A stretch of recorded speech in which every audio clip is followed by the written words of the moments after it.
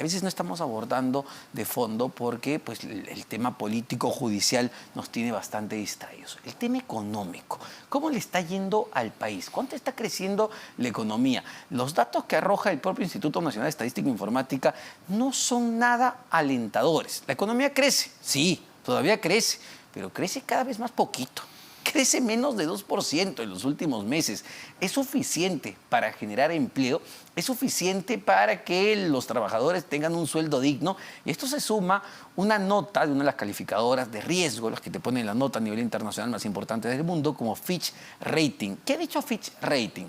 Le está diciendo al Perú, oye, por si acaso, te voy a cambiar la perspectiva. Yo te veía te puse una nota con perspectiva estable.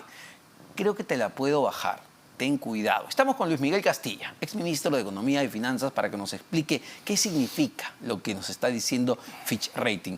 Señor Castilla, ¿cómo está? Ante todo, muy buenas noches. ¿Qué tal, Omar? Gracias por la invitación. ¿Qué significa esto? ¿Qué quiere decir que Fitch nos dice, no te bajo la nota, pero en mi evaluación te pongo perspectiva negativa? Usualmente cuando las agencias hacen su revisión, tienen dos posibilidades. O cambian la calificación y la reducen, o te dan un preaviso. Y el preaviso es que todavía tus fundamentos te permiten pagar tu deuda, honrar tus compromisos, tiene fundamentos sólidos macroeconómicos, pero ojo, esto se puede deteriorar.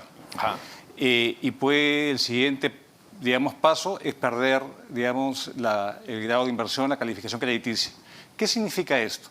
Esto significa que puede ser mucho más costoso para el país endeudarse en los mercados de capitales y, por ende, mucho más costoso para las empresas, el sector privado, endeudarse.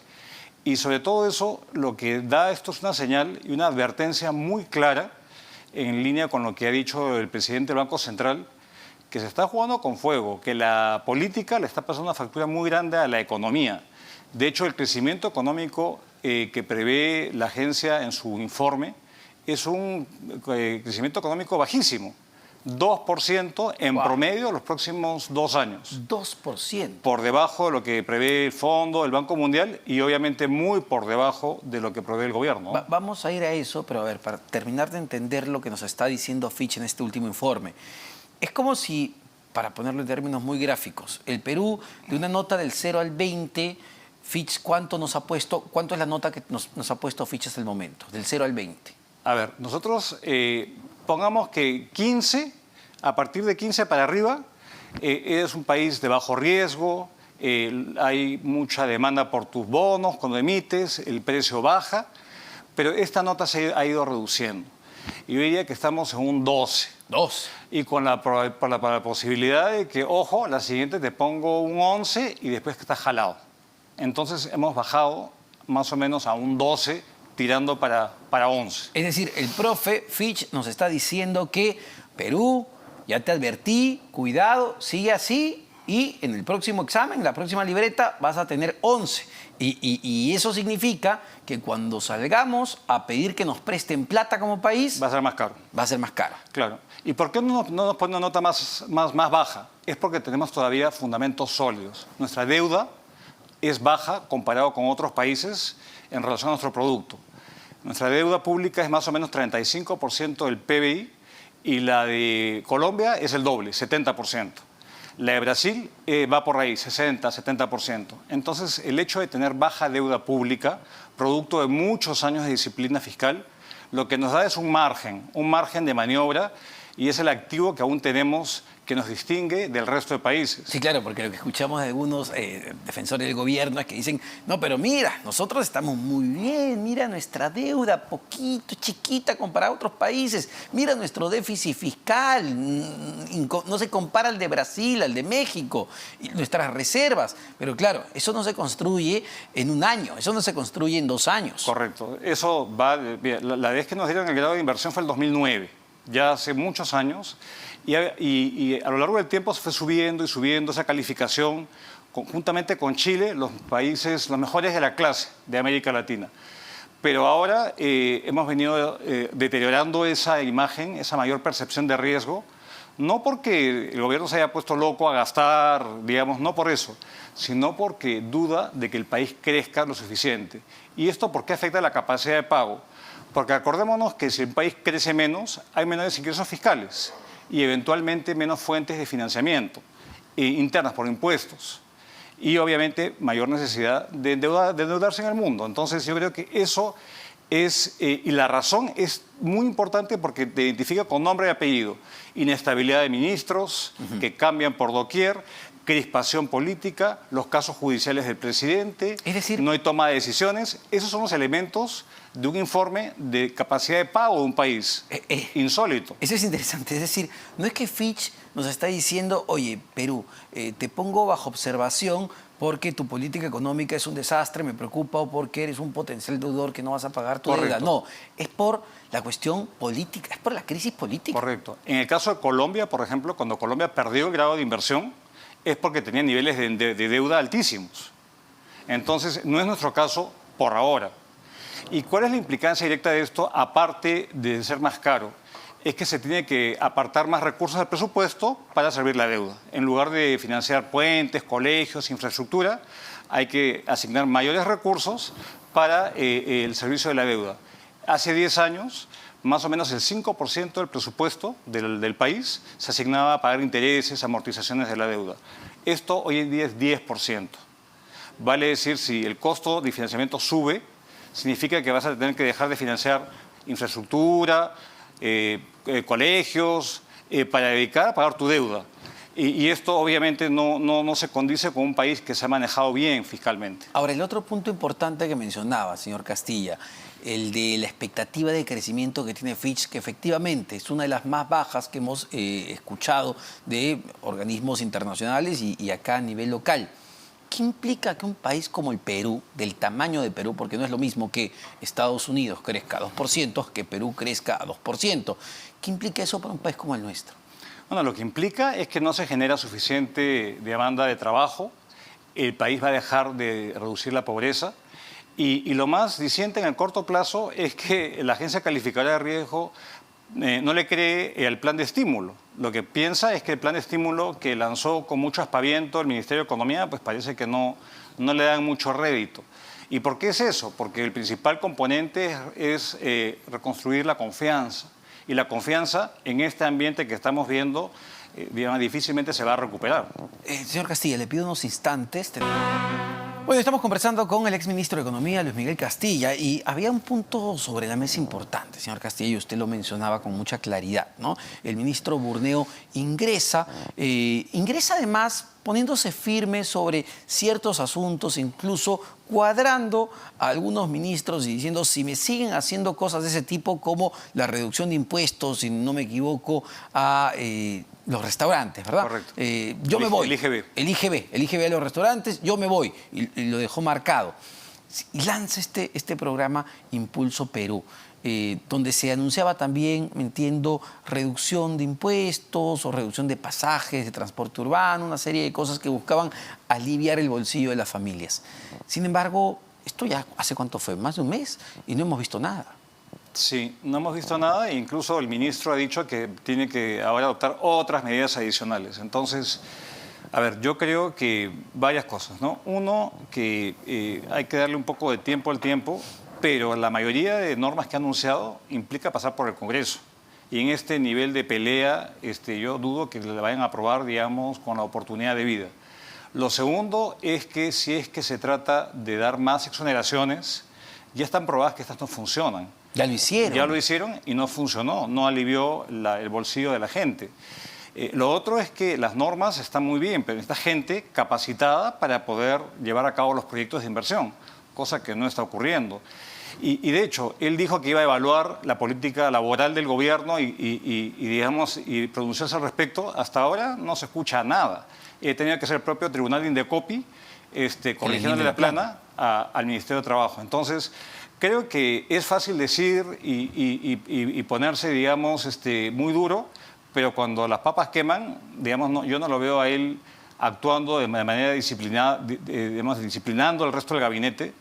Y acá hay un tema de desprestigio muy grande y de falta de credibilidad del país hacia los inversionistas de afuera que nos ven y preguntan qué está ocurriendo en este país. Y a ver, y no solo hacia los inversionistas de afuera, que están monitoreando constantemente las decisiones de política económica y monetaria que se toman, sino con la gente. A ver, algo tan importante como anunciar esto vienen anunciándolo desde marzo, mayo, que van a entregar un bono para ayudar justamente a aliviar el alza del costo de vida.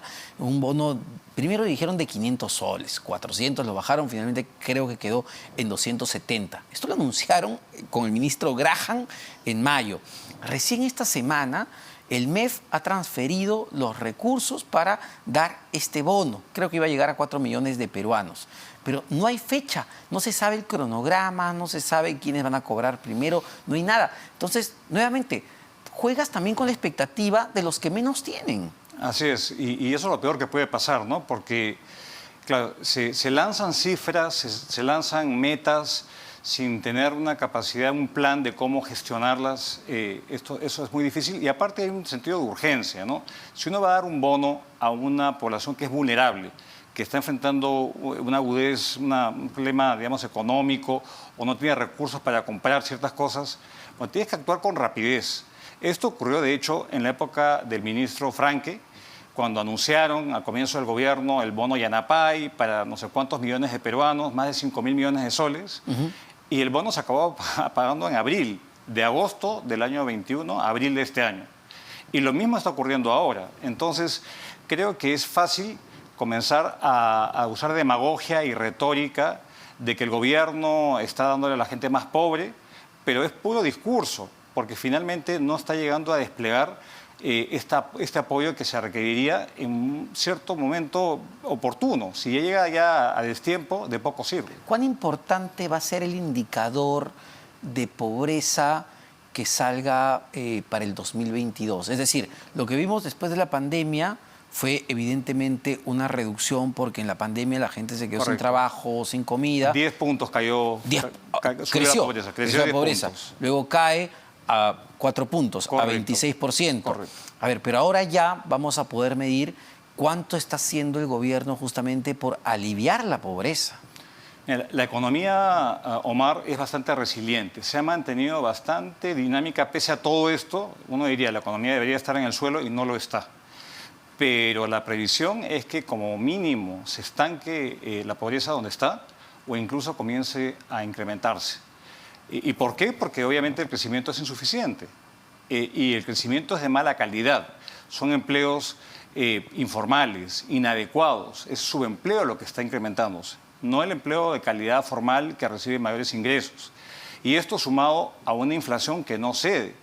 El Banco Central, digamos, está haciendo todo el esfuerzo que corresponde, pero vemos que capaz hay una sequía en el hemisferio norte, esto va a encarecer el precio del maíz, ergo el precio del pollo, y va a afectar el bolsillo de los peruanos que menos tienen. Entonces, creo que ante esta situación, que no es imputable obviamente al gobierno, debe poner, digamos, magnificar la dimensión del problema económico que se está gestando. Y el mundo cada vez se pone peor. Ese punto quería tocarlo, porque claro, tenemos los problemas internos de crisis política, pese a eso la economía ha seguido ahí avanzando pues como ha podido, generando empleo pero de mala calidad, pero al menos generando empleo y trabajo para la gente se las agencia porque tiene que vivir pues y digamos, para bien de alguna manera somos un país informal, donde que puede trabajar, trabaja como sea. No es la idea, pero trabaja como sea. Ya, pero por fuera, ¿cómo vienen los vientos de afuera? Leía un informe del Fondo Monetario Internacional que da miedo, la frase que dicen, que a ver, lo peor está por venir. Así es. ¿Cómo es eso? Y es algo similar, digamos, la sensación después de la reunión anual del Fondo Monetario, que fue la semana pasada, es similar a la víspera de la crisis financiera internacional. Acá el móvil es distinto, hay una dificultad de controlar la inflación. La inflación está, digamos, llegando a 2 dígitos en muchos países, es la más alta en 40 años en los países como Estados Unidos, Canadá, en el Reino Unido, que ha valido que saquen a la primera ministra después de poco tiempo. Y esto lo que apunta es que la única forma de efectivamente quebrar esta inflación es creando una recesión, y una recesión dura. ¿Y qué significa para un país como el Perú? Significa menor demanda de nuestros productos, significa un tipo de cambio mucho más apreciado, significa que el costo de los bienes importados va a incrementarse y en general el capital se va. Cuando hay época así de volatilidad financiera, los inversionistas buscan refugio en el dólar, buscan refugio en plazas mucho más seguras. Y el Perú no se está convirtiendo en un país seguro, se está convirtiendo en un país altamente inseguro, como Fitch lo señala, y en general un país que está paralizado. Entonces parece que el gobierno no se da cuenta, piensa que acá vamos a seguir pues, en una situación de una falsa sensación de bienestar que cada día se está deteriorando más. No lo estamos sintiendo hoy, pero de acá a los próximos años, si no quiero ser pájaro de mal agüero, vamos a estar mucho más precarizados que en la actualidad. Y esto, digamos, porque no hay un motor evidente, no hay motores al crecimiento. La inversión a la baja, el consumo se está enfriando y el mundo, que es quien nos jalaba, está con clara probabilidad de entrar en una recesión. Entonces, ¿qué está haciendo el gobierno para atender, digamos, esta situación? Nada. Y a ver, solo para finalizar, con un dato que creo que a muchos preocupa. Ojo, no solo a los que ganan o tienen deudas en dólares.